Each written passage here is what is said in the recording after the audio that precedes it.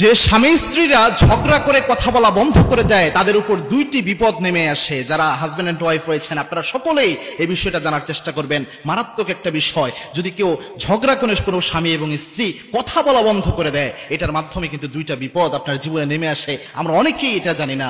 এটা অন্যতম একটা জিনিস। আল্লাহর হাবিব সাল্লাল্লাহু আলাইহি ওয়াসাল্লামের দাম্পত্য জীবনটা আপনি দেখেন। বর্তমানে দাম্পত্য জীবনে এত কলহ, এত ভেজাল কেন?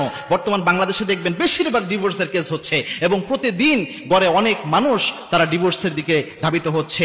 অনেক সংসার টিকতেছে না। এর অন্যতম কয়েকটা কারণ, তার মধ্যে একটা কারণ হচ্ছে রাসূল সাল্লাল্লাহু আলাইহি ওয়াসাল্লামের যে দাম্পত্য জীবনের আদর্শ, ওটা আমরা আমাদের জীবনে মানতে পারি নাই, যার কারণে এটা হয়। আল্লাহর হাবিবের জীবন দেখলেই বোঝা যায়। তার মধ্যে স্বামী স্ত্রী যখন কথা বলা বন্ধ করে দেয়, একটা মারাত্মক বিষয় এখানে ঘটে। মনে রাখবেন, দুষ্ট জিন বা ইবলিস শয়তানের অন্যতম একটা মিশন রয়েছে। প্রত্যেকের কিন্তু একটা মিশন থাকে। ইবলিস শয়তানের একটা মারাত্মক মিশন রয়েছে।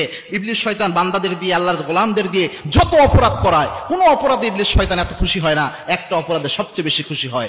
বুখারীর হাদিস, আল্লাহর হাবিব সাল্লাল্লাহু আলাইহি ওয়াসাল্লাম জানিয়েছেন, ইবলিস শয়তান দুষ্ট জিন সমুদ্রের উপর নিজের আসনকে সমাসীন করেন।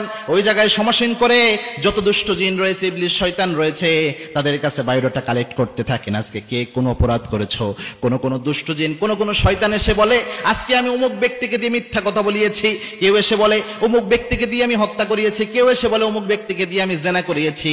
এরকম এক একটা অপরাধ যখন দুষ্ট জিন ইবলিস শয়তানের সর্দারের সামনে বলা হয়, ইবলিসের সামনে বলা হয়, তখন তিনি কোনোটাই এত বেশি খুশি হন না। যে দুষ্ট জিন এসে বলে, আজকে স্বামী এবং স্ত্রীর ঝগড়া লাগাইয়া তাদের কথা বলা বন্ধ করিয়ে দিয়ে তাদেরকে আমি তালাক দেওয়ার ব্যবস্থা করেছি, তাদের সম্পর্কটা আমি নষ্ট করে দিয়েছি, তখন ইবলিস শয়তান সবচেয়ে বেশি খুশি হয়। খুশি হয়ে তখন সমস্ত শয়তানের মধ্যে তাকে পুরস্কৃত করে ফেলে।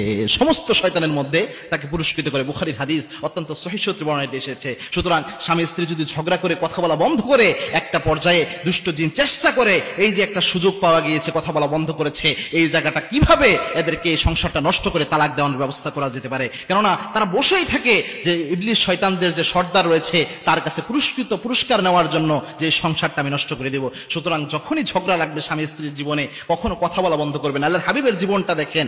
এক নাম্বার ক্ষতি আপনার এখানে হচ্ছে যে এখানে ইবলিস শয়তান আপনাকে টার্গেট করে নিবে যে আপনাদের জন্য সংসার নষ্ট হয়। দুই নাম্বার একটা মারাত্মক ক্ষতি আল্লাহর হাবিব জানিয়েছেন, কেউ যদি কথা বলা বন্ধ করে দেয়, তাহলে ওই যত সময় কথা বলা বন্ধ করে দিবে, শরীরে কোনো বড় ধরনের ওজর ছাড়া যতক্ষণ কথা বলা বন্ধ করে রাখবে, তাহলে ততক্ষণ পর্যন্ত ফেরেশতারা লানত নাজিল করতে থাকে। এজন্য ওই স্বামী স্ত্রীদের উপর আল্লাহ লানত নাজিল হতে থাকে যখন তারা কথা বলা বন্ধ করে রাখে।